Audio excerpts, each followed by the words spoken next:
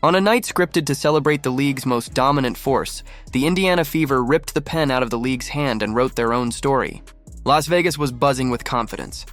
The banners hung high above Michelob Ultra Arena.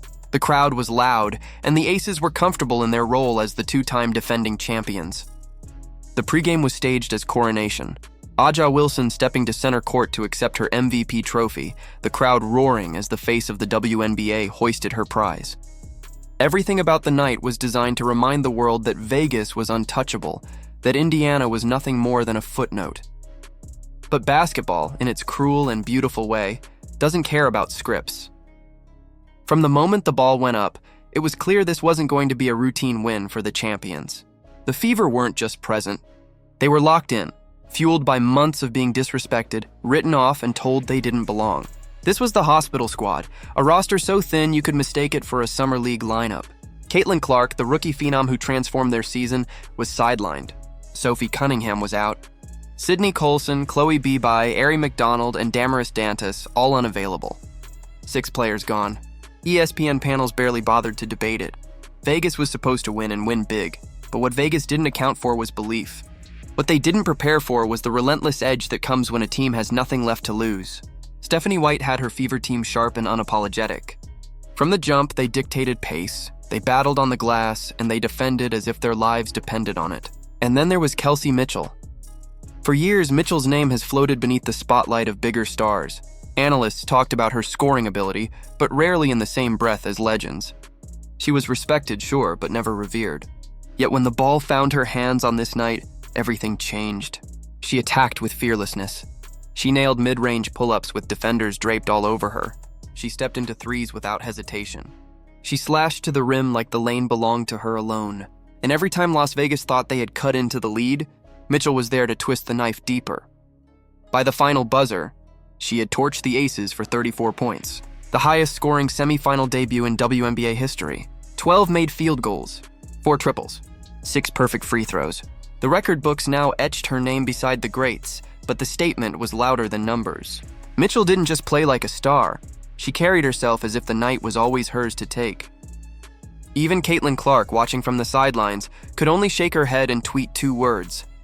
Kelsey. Unreal. It wasn't just respect. It was recognition that Mitchell had announced herself as the heartbeat of the Fever's improbable run, and it wasn't just her. The Fever's defense suffocated Vegas in ways nobody expected.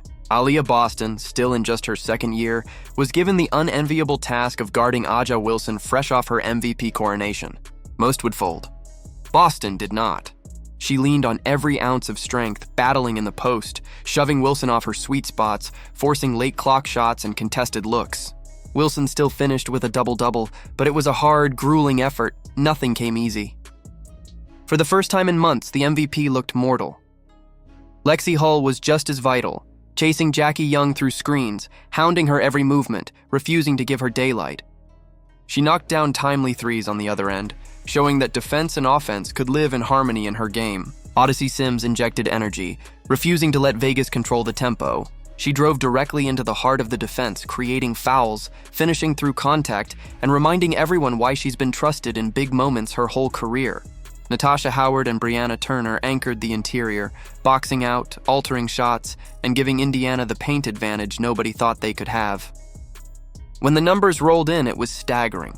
The Fever outscored the mighty Aces 50-38 in the paint. Even Becky Hammon, a coach who rarely compliments opponents publicly, admitted her team had no answers.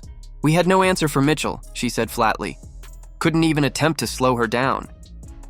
It was the ultimate sign of respect, and the ultimate validation for a Fever team that had been dismissed all season. But maybe the most powerful moment wasn't statistical. It was symbolic. As the Aces celebrated Wilson's MVP award before tip-off, the league expected one narrative. By the end of the night, another had emerged. Mitchell's 34 points, Boston's toughness, Hull's grit. Together they ripped the spotlight away. On the same floor where the best player in the league was crowned, Indiana stood tall and claimed their own crown. Belief. The final score, 89-73, wasn't just a win.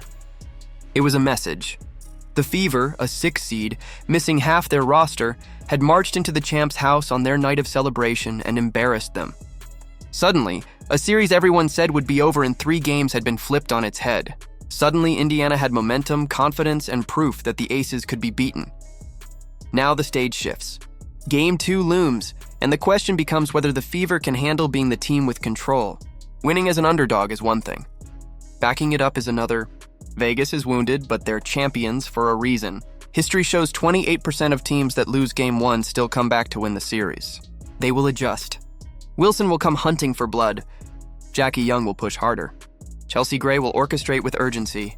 The Aces will not roll over, but Indiana doesn't need to be perfect. They just need to be themselves. Stephanie White put it best post-game. We live the we over the me. When you have that, it gives you opportunities to do special things. This wasn't luck. This wasn't a fluke. This was identity, forged through months of hardship, injuries, and doubt. The Fever finally found it, and they found it in the loudest way possible. Game 1 of the semifinals wasn't supposed to belong to them, but they took it. And as the team walked off the floor, their coach reminding them to keep the main thing, it was clear. The Indiana Fever had done more than win a game. They had shifted the balance of the series, and maybe, just maybe, the balance of the league. Because in sports, moments like this are never just about the scoreboard.